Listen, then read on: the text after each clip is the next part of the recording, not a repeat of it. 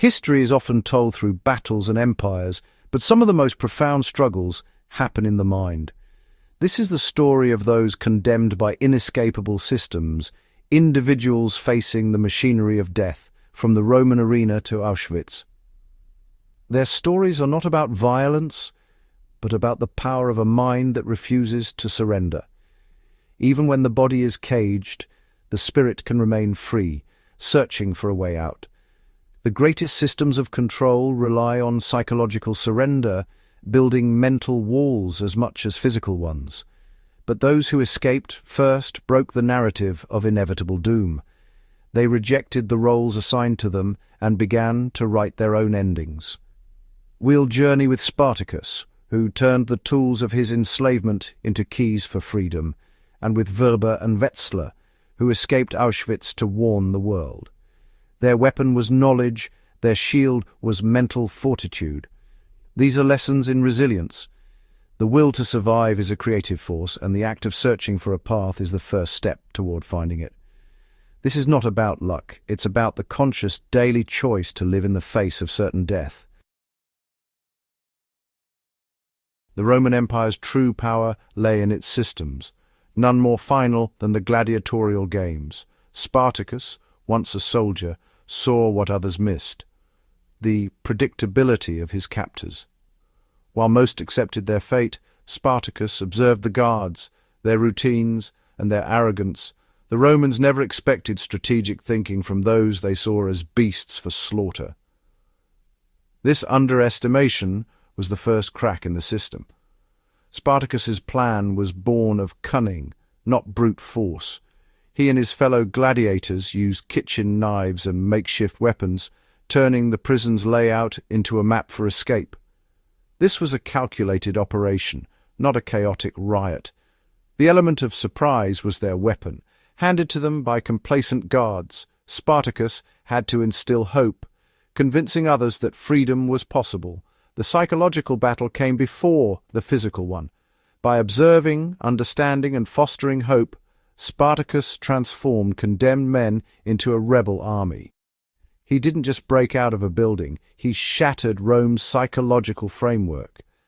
His escape was a triumph of strategy over brute force. The lesson systems are most vulnerable where they are most confident. 2,000 years later, Auschwitz-Birkenau became the ultimate system of despair. Escape was unthinkable until Rudolf Werber and Alfred Wetzler proved otherwise. Their plan was months in the making, built on observation and mental discipline. Like Spartacus, they saw the system's rigidity as its weakness. They memorized guard schedules, search patterns, and routines, creating a mental blueprint.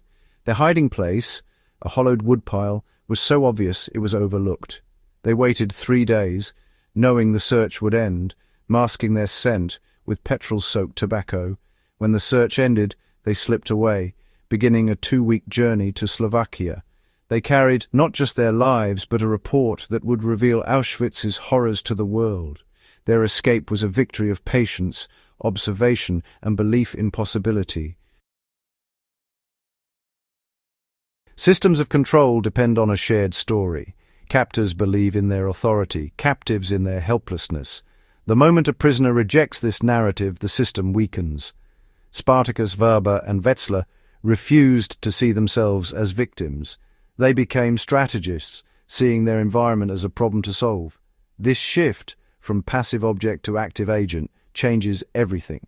Survival requires calm, discipline, and hyper-awareness. Every detail becomes a potential tool. It's not about being fearless, but about managing fear and using it as energy. Survival begins with the radical belief that escape is possible, even when all evidence says otherwise. This belief fuels the work of observation and planning. They didn't wait for miracles, they searched for cracks in the system, convinced one must exist. Escaping a system of death is like surviving in the wild. Brute force is useless. The survivor doesn't fight the environment, they study it. Calm assessment is the first rule. Panic is the real enemy. Like a hiker reading the land, the escapee reads the routines of their captors. Resourcefulness is key. A sharp rock, a kitchen knife, petrol-soaked tobacco. Anything can be a tool. The ability to see potential in overlooked objects is the survival mindset. Patience is essential. Neither wilderness nor oppressive systems operate on your schedule. An escape can't be rushed. It requires waiting for the right moment. Werber and Wetzler's 3-day wait was agonizing, but it was their edge. They used time as a weapon against a system impatient for their deaths. Like a hunter outwaiting prey, they seized the moment when it finally came. Survival is a creative, calculated art. The mind, not muscle, is the ultimate tool. In the bleakest circumstances, hope is the most valuable currency. It's not passive. It's the engine of resistance. Without hope, observation and strategy are pointless. For Spartacus, hope meant leading others. For Werber and Wetzler, it meant bearing witness to save lives. Purposeful hope creates resilience stronger than any one person's will.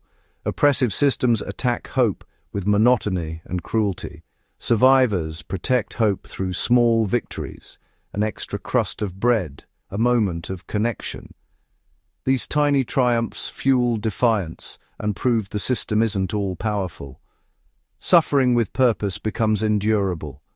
It transforms torment into a journey toward freedom. Hope, actively protected, gives the strength to endure and move forward.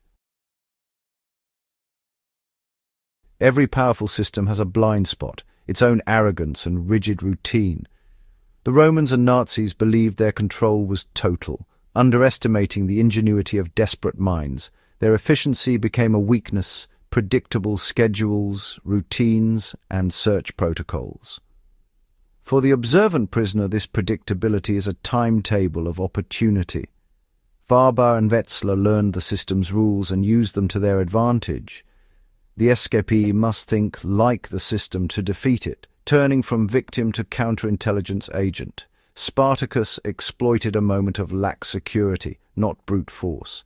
Any rigid system is vulnerable to those who refuse to play by its rules. The creative, unpredictable individual moves through the cracks. The greatest defiance is to be strategic and unpredictable in a world demanding conformity. The system's order becomes a ladder, not a wall. The stories of Spartacus, Werber, and Wetzler aren't about luck. They're about relentless choice. Every day they chose to observe, plan, and believe, even in the heart of despair.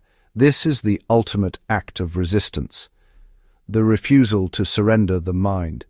Their lesson is timeless. We all face systems that can feel overwhelming. The power to observe, think strategically, and refuse a predetermined outcome is always ours. Survival begins with the mind, a commitment to finding a path no matter how dark. These are not superhuman abilities, but skills anyone can cultivate. The first step: stop, look, and think. Their legacy is proof that no system is perfect and there are always cracks for the determined mind.